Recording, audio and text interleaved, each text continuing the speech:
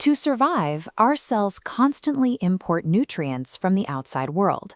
They achieve this by folding their outer membranes inward into microscopic transport bubbles. The heavy lifting for this process is done by a protein called the clathrin triskelion. On its own, a single clathrin molecule is highly flexible, acting as a soft three-legged hub. These floppy individual proteins link together to form a geodesic cage that is up to 100 times stiffer than its parts. This collective strength exerts enough force to warp the cell membrane, a process called clathrin-mediated endocytosis. Success depends on a specific mechanical threshold. The assembly must generate enough rigidity to overcome the membrane's resistance before stalling or collapsing. Because these protein cages self-assemble at the nanoscale in a matter of milliseconds, tracking the forces involved in a living cell is technically impossible.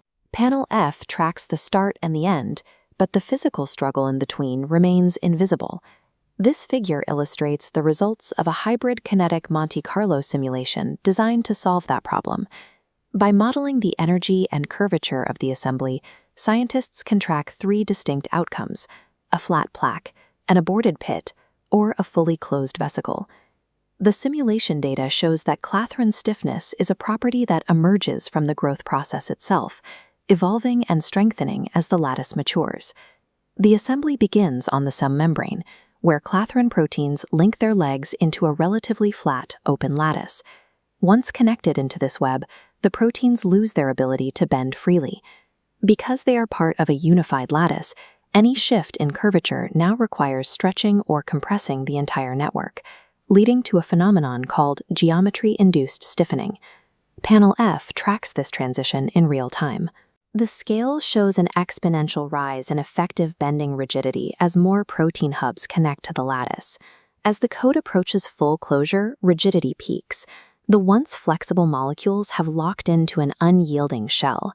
By simply connecting, the clathrin cage turns weak individual connections into a unified structure, capable of overcoming the membrane's surface tension. As the protein lattice grows, the clathrin map pushes downward, carving a deepening crater into the cell membrane. This vertical growth creates a physical record called curvature memory.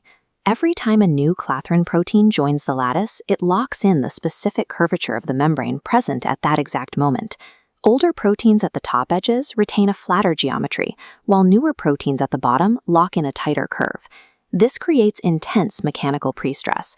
The sections fight to maintain their original shapes, holding the cage's overall geometry against the membrane's pushback. The cellular coat essentially stores its own growth history as kinetic energy, using its past shapes to reinforce its current structure. To confirm this invisible prestress exists, researchers performed a digital cut on a fully formed, stalled clathrin cage within the simulation. This molecular rendering shows the intact, pressurized cage before the intervention, held in place by its competing curvature memories. The researchers then severed the structural bonds along a vertical radial line to release the built-up tension in the lattice. Released from its internal conflict, the structure relaxes. The remaining lattice snaps into an even tighter curve, causing the gap to widen as the stored energy is finally discharged. This reaction proves the protein cage isn't just a static shell. It is a dynamic system using stored mechanical memory to drive the bending process. The clathrin coat is an adaptive assembly that determines its own fate by reading and responding to the physical forces of its environment.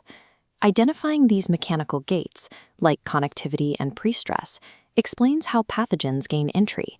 Certain types of viruses hijack these exact tension pathways, manipulating the lattice to force their way into the cell. This process also provides a blueprint for synthetic engineering, showing us how to build materials that react to physical loads without external power. We can apply these rules to design nanobots that dynamically alter their own stiffness, or use physical memory to adapt to changing environments, mimicking the clathrin lattice. Mastering these biological mechanisms, connectivity, geometry-induced stiffening, and memory, allows us to engineer materials that are as responsive and resilient as the building blocks of life itself. If you enjoyed this look at biological mechanics, please like, subscribe, and leave a comment with your suggestions for future topics.